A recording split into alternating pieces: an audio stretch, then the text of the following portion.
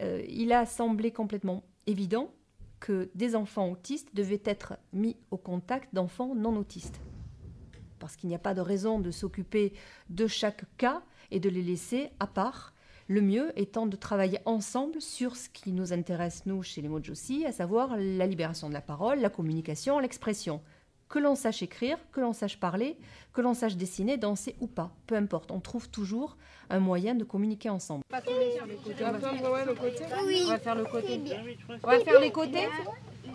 Les côtés. D'accord, on va coller à la table. Et regarde, on va coller à la table. Quoi, des poules, des petits pois. Alors par contre, on va faire pour faire le côté, on va ouvrir la boîte du coq. Ça a quand même été un chemin pavé d'embûches pour ce qui concerne les parents d'enfants non autistes, puisque j'ai quand même rencontré une trentaine de familles auxquelles j'ai expliqué le projet. Rencontre avec des binômes, un enfant autiste avec un enfant non autiste en train de jouer, tout simplement. Des enfants filmés et des enfants donc, dont les activités allaient faire l'objet d'une web-série. Donc quelque chose qui passerait au cinéma, quelque chose qui serait proposé aux écoles de façon à impacter sur l'image du handicap. Eh bien, ce chemin a été effectivement pavé d'embûches puisque les 30 familles que j'ai rencontrées se sont montrées délicieusement intéressées au départ et se sont posées ensuite tellement de questions que sur les 30 familles, on en a gardé 5. 5 familles aujourd'hui présentes, 25 autres familles qui ont refusé. Pourquoi ? Alors, pourquoi ? Parce que le fait d'être filmé était quelque chose qui les contrariait ou qui les contraignait énormément. Et puis parce que les enfants autistes, finalement, elles ne les connaissaient pas. Et ça pouvait être quelque chose de dangereux pour leurs enfants. C'est ce qu'il en est ressorti. Je trouve ça assez difficile. J'ai trouvé ça assez difficile, très honnêtement, parce qu'un projet magnifique n'a pas de raison de s'en tenir à des frontières adultes douloureuses. Et on est au pays de l'inconnu. Alors certes, on est au pays de l'inconnu, et quand on ne connaît pas, on a peur. Et ces 25 familles-là ont montré qu'il y avait une peur irrationnelle à rentrer dans le projet. Alors, je suis ravie que les 5 familles qui soient rentrées dans le projet peuvent prouver qu'il n'y avait pas de peur et que l'inconnu, une fois qu'il est franchi, nous permet d'aller au-delà de tous ces clivages stupides. Les enfants non autistes se sont rapidement adaptés au fait qu'il n'y avait pas de communication verbale.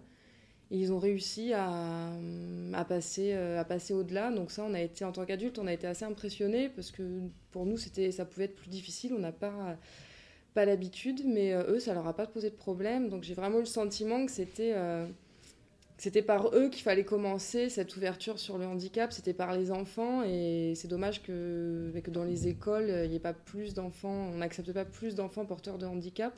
Parce que les enfants sont plus tolérants que les adultes, finalement, par rapport à ça. Et c'est une très bonne sensibilisation. Je me disais qu'on pouvait même avoir des enfants qui étaient des sortes d'ambassadeurs pour un peu sensibiliser les autres enfants au handicap. Et c'est ce que j'espère.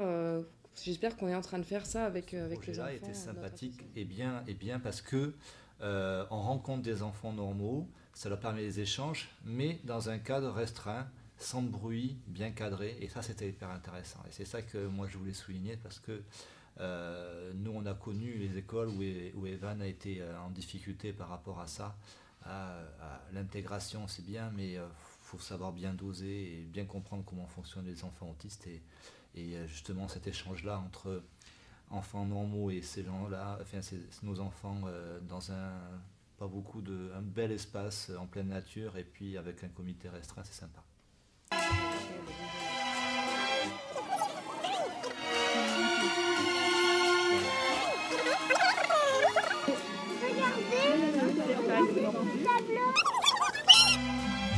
J'ai le sentiment qu'on est au début du chemin, quoi. C'est-à-dire que l'acceptation est faite.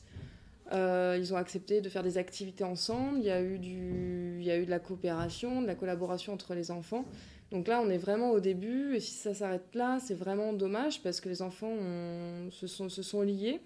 Alors, je ne sais pas s'il y a vraiment des amitiés, mais en tout cas, au niveau du groupe, il y a vraiment une cohésion. Après, on a vu que des enfants comme Camille, Léa et Talia, c'était vraiment lié d'amitié, avec des petits échanges de cadeaux, de choses comme ça. Ça a été assez touchant. J'ai beaucoup apprécié ce projet puisqu'il a permis à nos enfants de rencontrer des enfants ordinaires, Il a également permis à des parents de se rencontrer, de pouvoir échanger, de faire connaissance. Et il a, je pense, apporté beaucoup de choses sur le plan humain au niveau de cette rencontre. Et puis, lorsque j'ai rencontré également des mamans, j'ai eu des conversations très très intéressantes avec elles, que j'ai beaucoup appréciées. Beaucoup d'intérêt, beaucoup d'ouverture d'esprit. Voilà, ça c'était très très riche au niveau de ce projet.